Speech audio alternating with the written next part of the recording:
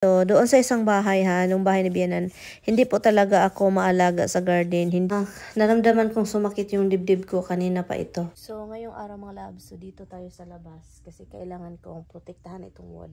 And then, i-time-lapse ko lang kayo kasi po, para madalian, half lang naman yung lilinisin ko at protektahan yung floor. Kasi, may mga gamit, marami tayong upuan, may table pa doon. So, half and then next time, half naman. So, yan. So, agahan ko kasi hindi masyadong mainit. And then, kailangan ko pang I think bukas na ako magputol ng damo. Hindi muna kasi talagang ang bilis tumubo ng damo ngayon, oh. Ang bilis. So, ngayon, yun. Baka magtataka kayo kung bakit ako yung mga gumagawa ng mga ganito mga labs. Si Tammy po, ngayong araw is paalis siya. Andito pa siya sa bahay, naliligo. Ready na siya. 10 o'clock aalis siya. And then nag-start na ako bago siya umalis kasi nga gusto kong agahan itong aking mga gustong gawin ngayong araw. At saka yun, kasi for sure may magtatanong na naman, bakit ako lahat, yun. So, kapag si Tammy kasi yung gumagawa mga labs, parang wala man ko mga labs, parang hindi ako gaganahan magtrabaho. Kasi parang magdubli ang trabaho ko kapag andito siya. Kasi nga, iba-iba yung style ng pag namin kasi iwan ko basta iba-iba. So, ako naman gusto ko, kung ako magtrabaho, gusto kong maiwan. Hindi ko alam kung ako lang ba yung ganyan. Kasi may mga ibang tao na, yung parang ayaw ng may kasabayan ba or may tumutulong. Kasi gusto ko ako lang mga labs kasi talagang iba-iba yung asawa ko kapag ganito. Gusto niyang roller or kanang material na dapat i-scrub lang siya para diretso na para madali daw. Pero ako mga labs kasi kapag scrub hindi siya okay, parang brush ba, i-brush ko lang siya.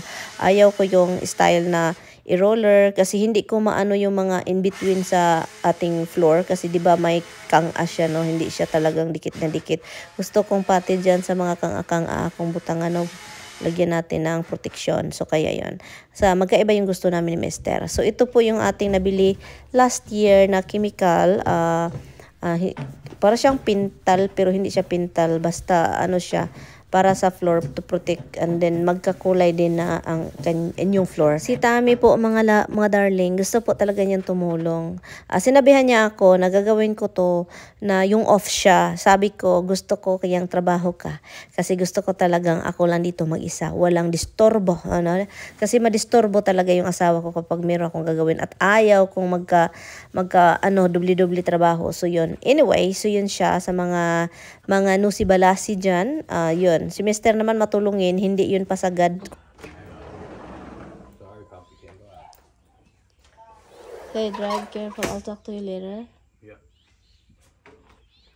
Yun, umalis si Mister at ako naman of course nagutom. Mga 1 hour later nagutom ako. So kaya pumasok ako sa bahay. Nagutom ako mga labs. So kakain lang po tayo kasi nanghina ako. At hindi pa ako tapos sa labas. Nanghina na agad ako. And yes, ganito talaga yung feeling kapag hindi ka kumakain ng hindi ka kumakain ng maayos sa umaga kasi pag lunchtime or magutom, ganito talaga ako. So, kailangan kong kumain bago tayo mag-continue sa labas at iniwan po ako ni Mister. Trabaho po siya ngayon, no? So, yun. Ako lang dito at magluto tayo mamaya. So, yun mga loves. Tapos na ako sa half.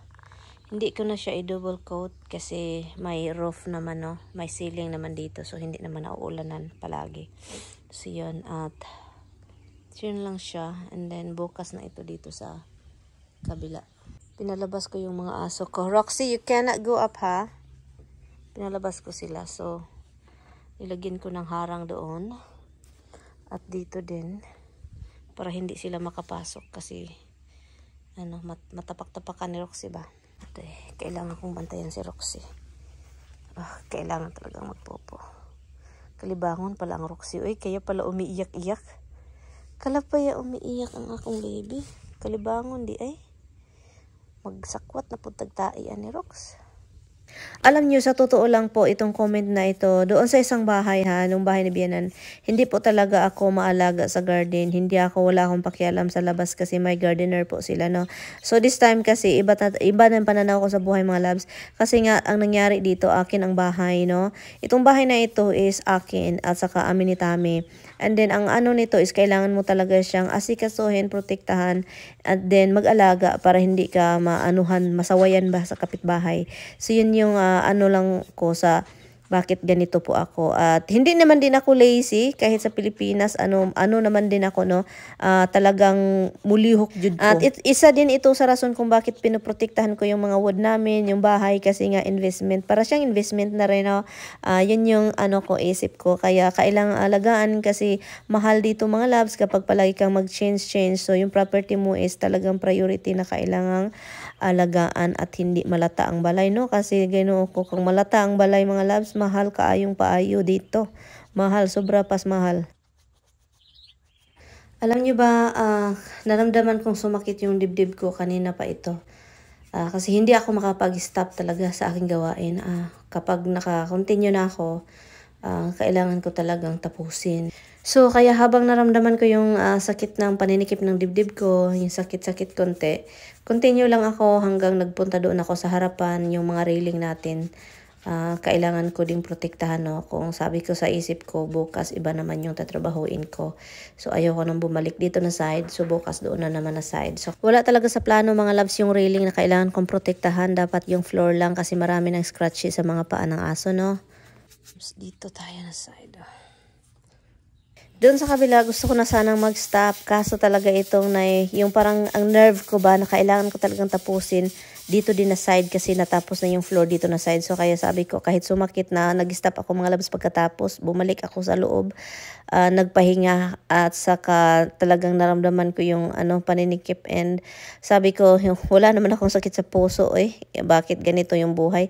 Kapag na-observan ko kasi kapag nasubrahan ako sa trabaho, lalo na ngayong sobrang init, and then nakatindig lang ako doon, brush, ang sumakit na nga yung kamay ko, yung mga ugat ko ng gawas ng mga labs sa aking right hand, kasi nga yun yung gamit ko, walang stop kanina pa itong umaga, 2 o'clock na ako nag-stop talaga. So kaya yun, sabi ko pahinga ako this time kasi ayaw ko talagang may mangyari. But anyway, salamat.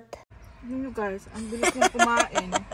Si Brenda. Parang may humahabol sa kanya. Kain tayo. Meron tayong daing. Yun Brenda ay. Si Ibe. Hi be, hi guys. Kain po tayo. Next time be, kakain tayo sa Vietnamese be. Gusto kong matry yung Vietnamese be. Kailan noon pa. Kailan dito pa natin. Balak yan? Ang tagal hindi naman nangyayari be. 2022 pa yan. Anong 2022? Kung balak natin kumain ng... Uy, ang sarap ng no?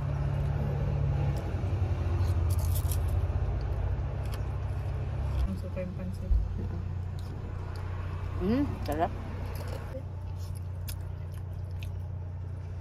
Ano to, Ben? Sayote. Sayote. Sayote ba to? Hindi yung yung... Opo? Opo. Hindi. Sayote. Yun lang kasi yung gulay nila.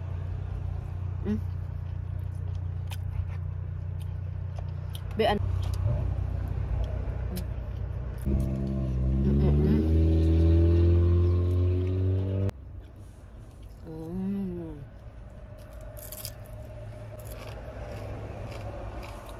May mga nagtatanong din sa akin na kung saan ba itong Food Bites. Sa New Windsor lang, malabs. I-research nyo lang siya sa Google. Dalawa kasi yung niya ba? Branch niya. Kapag sa New York, i-research niyo Food Bites New York. Sa New Windsor lang siya, malapit sa Newburgh. Yung isa naman, Jersey. sa New Jersey.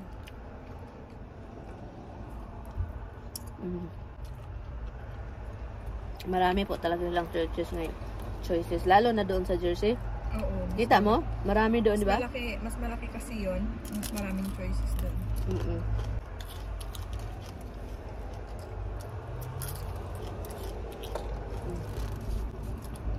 Si Brenda ba, kinakain mo pati ulo, no? Si Brenda, kapag pakainin mo siya mga labs, ng mga daing, mga tuyo, walang masasayang. Wala lahat. Kainin lahat mga labs. Uy, bili ka ng isda, be. Yung palagi kong kinakain, yung wild caught na red, ang sarap, be. Bili ka doon. sa Market Fresh. Malinis na siya, be. Wild caught siya. Ano luto ng paksiw? Pwede siya, ipirito mo siya. Pwede paksiw, ipirito mo siya. Pwede mo isabaw after pirito. With gulay. Ay, ang sarap. Pirito, be, at saka tuyo. Ay, ang sarap. Ang kanang unsay suka, ba? Suka.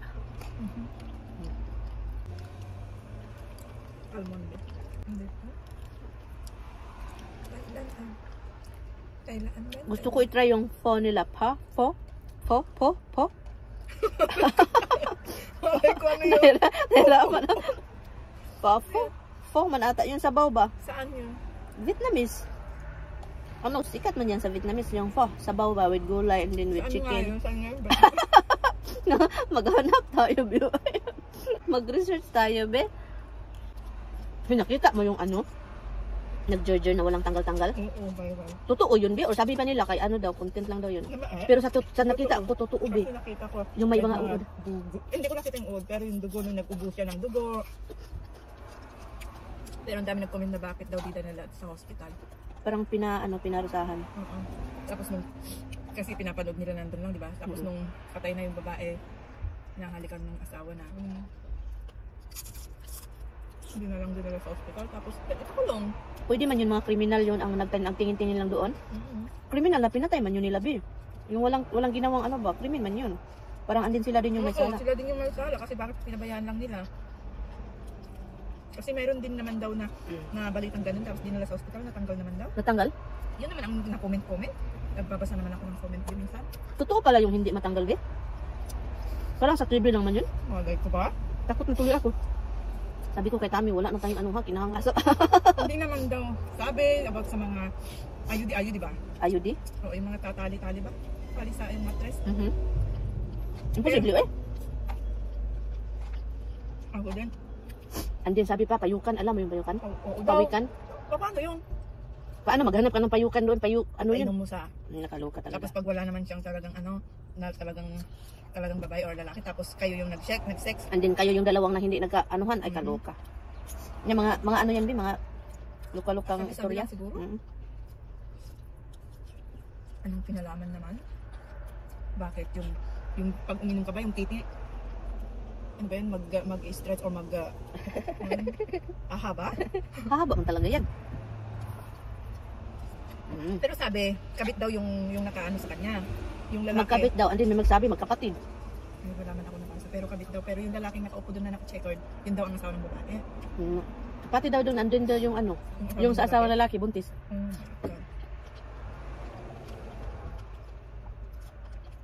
Kalokan yung mga... Nasa ano daw sila, tapos nilipat lang sa bahay ba? Kasi nakita ko rin, sinakay nila sa sasakyan, tapos bumaba, tapos nakaganyan lang din yung babae, ba? Tapos nandun lang sa salas, tapos yun hanggang sa 3 days ba or 2 days? 3 days? Grabe naman. Wala, ang sakit naman yun, be. Masakit naman yan. Masakit ba yun? Masarap man yan. Pero paano mag-lock yung bad? Research nga natin. Iwan ko eh. Niwala ka ba?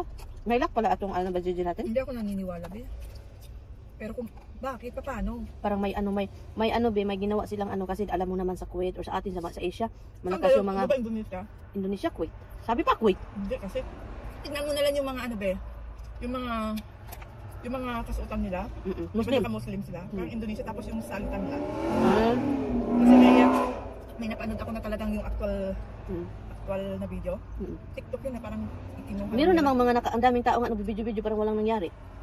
Pero yung as in talaga na actual na ano nila na umiiyak siya. Yun.